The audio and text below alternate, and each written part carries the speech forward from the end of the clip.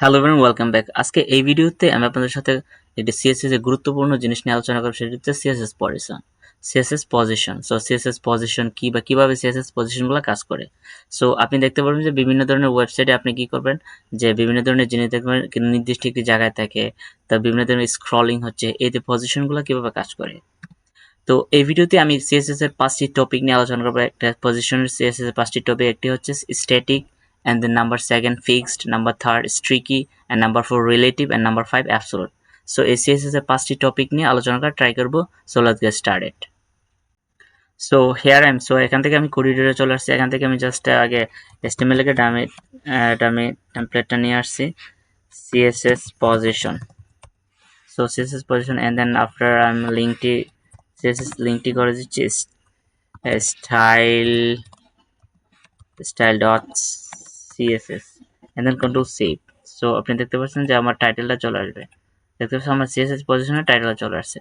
So এখান থেকে আমি জাস্ট একটা হেডিং ট্যাগ নিই, h1 tag. So heading tag নিয়ে আমি যদি লিখি যে দিস ইজ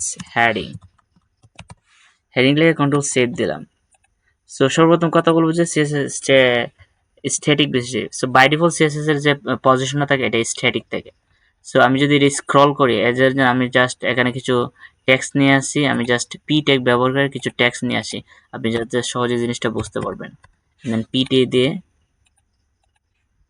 সো আমি আগে টেক্সটটা দেখতে পাচ্ছেন এখানে আমি জাস্ট কন্ট্রোল সি দিয়ে কপি করে, অ্যান্ড দেন এখানে আমি দিয়ে দিলাম কন্ট্রোল ভি পেস্ট করে। So and then control C copy paste.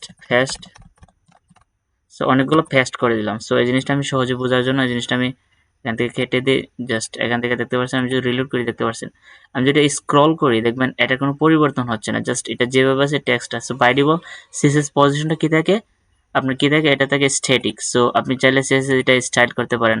আপনি যদি S1 ট্যাগটাকে জাস্ট ধরে কাজ করেন, আপনি জাস্ট S1 ট্যাগ দিয়ে সেকেন্ড ব্র্যাকেট দিয়ে আপনি যদি লেখেন যে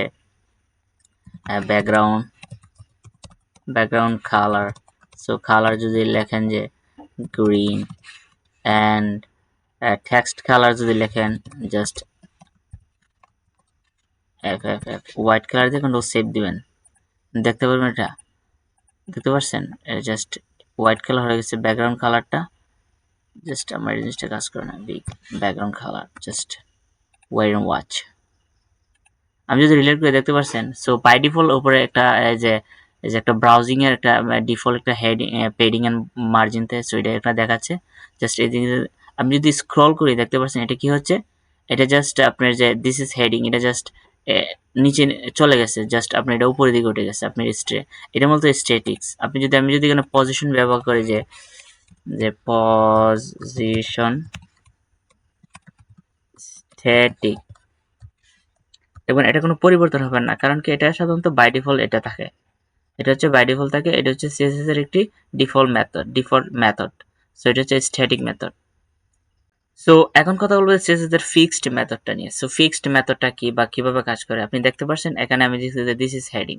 সো আপনি টেক্সটটা কোন জায়গায় নির্দিষ্ট করে দেবেন, আপনি ব্রাউজিংটা আপনি এটাকে যতই টেক্সট থাকুক না কেন, বিভিন্ন ধরনের ওয়েবসাইটে দেখতে পারবেন যে একটা নির্দিষ্ট একটি কর্নারে থাকে বা এই সাইডে থাকে, নিচে থাকে। তো এই ধরনের জিনিসটা আপনি কিভাবে পরিবর্তন করবেন, আপনি জাস্ট এটা যদি লেখেন যে এই ফিক্সড, দেখবেন এটা কোনো পরিবর্তন হয় না, ফিক্সড লিখলে আপনি যদি কন্ট্রোল সেভ করেন দেখতে পারেন এটা কোনো পরিবর্তন হবে না। দেখতে পাচ্ছেন, আমি যদি কন্ট্রোল সেভ করে দেখতে পাচ্ছেন আপনার টেক্সটটা কি করছে, নির্দিষ্ট উপরে উঠে গেছে, কিন্তু দিস ইজ হেডিং এই জিনিসটা কোনো পরিবর্তন নাই। আপনি চাইলে এটা আপনি টপ থেকে আমি যদি লিখি যে বটম, আমি যদি লিখি যে বটম লিখি 0, অ্যান্ড দেন রাইট লিখি 0, লেখার পরে কন্ট্রোল সেভ দিলে আপনি দেখবেন আমার যে টেক্সটটা এটা এখানে চলে আসবে। আমি যদি কন্ট্রোল রিলোড দিই দেখতে পাচ্ছেন আমার এটা নিচে চলে আসছে। সো বাই ডিফল্ট এটার যে পেডিং আমার মার্জিন, আমি যদি এখানে স্টার সাইন দিই, আমি যদি পেডিং 0 মার্জিন 0 দিই, আমি যদি স্টার সাইন দিই, আমি যদি লিখি যে margin 0 and padding 0, and then control save দিই, দেখতে পাচ্ছেন এটা লেগে যাবে। দেখতে পাচ্ছেন এটা লেগে গেছে। তো আপনি চাইলে এই প্রসেসগুলো আপনি যে ছোট বড় করে কাজ করে জাস্ট কি করতে পারেন, এই জিনিসটা আপনি ইয়ে করতে পারেন। দেখতে পাচ্ছেন এটা একটা fixed method. So and then number 3 হচ্ছে sticky method. So sticky method কি, আপনি দেখতে পাচ্ছেন যে নির্দিষ্ট একটি হেডিং আছে, আপনি জিনিসটা চাচ্ছেন যে একটু স্ক্রল করার পরে আপনি এই জিনিসটা উপরে বা নিচে বা মিডল অর্ডারে থাকবে।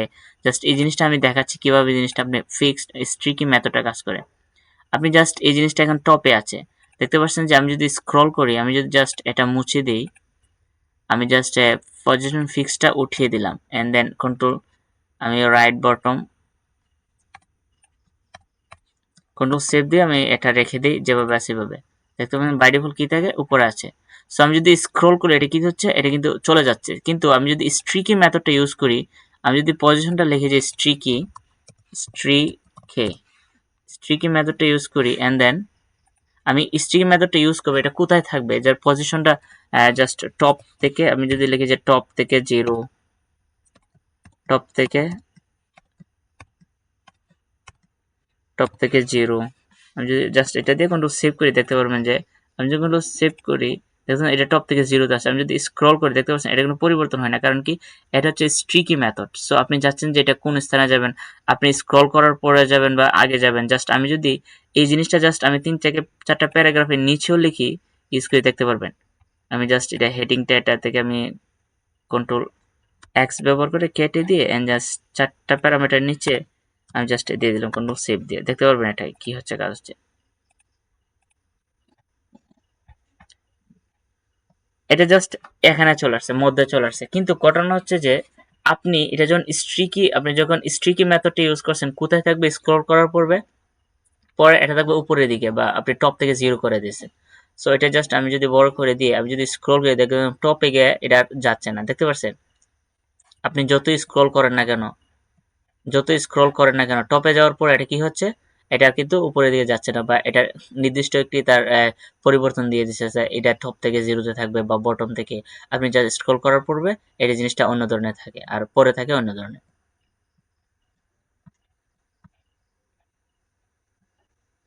সো এখন কথা বলবো সিএসএস এর যে পজিশনের রিলেটিভ মেথড নিয়ে। সো রিলেটিভ মেথড কি বা কিভাবে কাজ করে, আমি জাস্ট রিলেটিভ মেথডটা ইউজ করার জন্য আমি জাস্ট একটি প্যারেন্ট ডিভ নিই এন্ড দেন জিনিসটা আমি ডিভের মধ্যে কাজ করি, জাস্ট আমি এই জিনিসটা ডিলিট করে দিই। দেখতে পাচ্ছেন এটা আমি স্ক্রল করে ডিলিট করে দিচ্ছি, জাস্ট আমি ডিলিট করে দিয়ে কন্ট্রোল সেভ দিলাম। দেওয়ার পরে আমি যদি এখানে রিলোড করি, দেখতে পাবেন কোনো কিছু নাই, কারণ কি আমি কোনো কিছু দেই নাই। আমি যদি জাস্ট একটা ডিভ লিখি, যে ডিভ লিখে যদি জাস্ট ফার্স্ট নামে একটি ক্লাস ক্রিয়েট করে আমি জাস্ট কন্ট্রোল সেভ দিলাম। দেওয়ার পরে আমি জাস্ট এখানে জাস্ট সবগুলো মুছে দিই, এটা জাস্ট বাই ডিফল্ট থাকে। সো আপনি যদি জাস্ট ক্লাসটা ধরে কাজ করেন, ফার্স্ট লিখে যদি আপনি লেখেন যে হাইট লেখেন জাস্ট 400 পিক্সেল এন্ড উইথ লিখলেন just 400 pixel, and then background একটি কালার দিবেন, ব্যাকগ্রাউন্ড কালার। সো এখানে একটা ব্যাকগ্রাউন্ড কালার আছে, বিভিন্ন ধরনের ব্যাকগ্রাউন্ড কালার আছে, আপনি জাস্ট ভায়োলেট একটি কালার দিয়ে দিলেন, কন্ট্রোল সেভ দিয়ে দেখতে পারবেন যে একটা বক্স ক্রিয়েট হচ্ছে, এটা অনেক বড় দেখাচ্ছে জাস্ট। সো এই বক্সটা ক্রিয়েট হয়ে গেছে। আপনি চাইলে এই বক্সটাকে চাচ্ছেন যে কোন জায়গায় অবস্থান করে। সো আপনি অতিরিক্ত পেডিং এন্ড মার্জিন ইউজ করার কারণে আপনার বিভিন্ন ধরনের ট্যাক্স বা লেখাগুলো এলোমেলো হয়ে যেতে পারে, আপনি জাস্ট নির্দিষ্ট পজিশনে নিতে পারবেন না। কিন্তু আপনি যদি পজিশন রিলেটিভ ব্যবহার করেন, আপনি কি বক্সটা আপনি টপ থেকে কত, বটম থেকে কত, আপনি জাস্ট এগুলো নিতে পারেন। আপনি যদি এখানে লেখেন যে টপ থেকে আপনি 100 পিক্সেল নিচে নিয়ে আসবেন, জাস্ট কন্ট্রোল সেভ দিবেন, কিন্তু এটা দেখবেন কাজ হবে না, দেখতে পাচ্ছেন এটা কিন্তু কাজ হয় নাই। কারণ কি, এর জন্য আপনাকে কোন প্রপার্টিটা ইউজ করতে হবে, পজিশন রিলেটিভ, জাস্ট পজিশন যদি আপনি রিলেটিভ ব্যবহার করেন, ব্যবহার করে কন্ট্রোল সেভ দেন, দেখেন এখানে রিলোড করলে আমাদের টপ থেকে কি করছে, 30 পিক্সেল নিচে চলে আসছে। পজিশন, জাস্ট আমার এটি বানান মিস্টেক। সো যদি আমি রিলোড করি, দেখতে পাচ্ছেন এটা 100 পিক্সেল নিচে চলে আসছে। আপনি যদি চেষ্টা করেন যে আমি যদি রাইটে নিয়ে যাব, রাইটে সাধারণত লেগে থাকবে 0 পিক্সেল দিয়ে দেই, 0 দিলে পিক্সেল ইউজ করা লাগে না। এন্ড দেন আমি যদি সেভ করি, দেখতে পারবেন এটা রাইটে চলে আসছে। আমি যদি লেফট ইউজ করি জাস্ট 20 পিক্সেল, দেখতে পাচ্ছেন এটা লেফট থেকে 20 পিক্সেল সরে গেছে, যেহেতু আমি টপ থেকে 100 পিক্সেল নিচে নিয়ে আসছি লেফট থেকে। সো এখন কথা বলবো যে পজিশন অ্যাবসোলুট কি। সো পজিশন অ্যাবসোলুট বলতে আপনি এখানে একটা বক্স ক্রিয়েট করছেন। সো এটা জাস্ট বক্সটা আপনি টপ থেকে কন্ট্রোল সেভ দিয়ে আমি জাস্ট একটা নির্দিষ্ট জায়গায় নিয়ে আসি, দেখতে পাচ্ছেন এটা নিয়ে আসছি। আপনি চাইলে আরেকটু 20 পিক্সেলের জায়গায় যদি 200 পিক্সেল ইউজ করেন জিনিসটা বুঝতে সুবিধা হবে। পজিশন অ্যাবসোলুট কি? সো আপনি চাইছেন এই বক্সটার ভিতরে আরেকটি বক্স বা ক্রিয়েট করবেন। সো এটা একটা প্যারেন্ট বক্স। সো এর ভিতরে যেটা থাকে এটা হলো চাইল্ড। সো প্যারেন্ট বক্সের ভিতরে আপনি জাস্ট চাইল্ড একটি বক্স ক্রিয়েট করবেন। সো এই জিনিসটা কিভাবে কাজ করে? সো আপনি চাচ্ছেন যে এই বক্সটার ভিতরে আরেকটি বক্স ক্রিয়েট করবেন। জাস্ট আমি ক্লাস নেম দিয়ে সেকেন্ড দিয়ে দিচ্ছি যে ডিপ সেকেন্ড। আমি যদি এটা কোনো সেভ দিই, আমি জাস্ট এই বক্সটার এই ক্লাসটা ব্যবহার করে and then second height 100 pixel and width 100 pixel. Just আমি বক্সটা ছোট করে দিছি। Height and width box 100 pixel দেওয়ার পরে আপনি জাস্ট কি করবেন, এটা ব্যাকগ্রাউন্ড একটি কালার দিবেন, colour background colour just red ব্যবহার করে এখন ও সেভ দিবেন। দেখতে পাবেন যে এটা কি হচ্ছে, দেখতে পাচ্ছেন এটা জিনিসটা চলেছে। কিন্তু এখন কথা হচ্ছে আপনি এই জিনিসটা চাচ্ছেন এই বক্সের ভিতরে রেখে আপনি এই জিনিসটা চাচ্ছেন এই সাইডে নিয়ে আসবেন, তারপরে এই জিনিসটা থেকে এটা।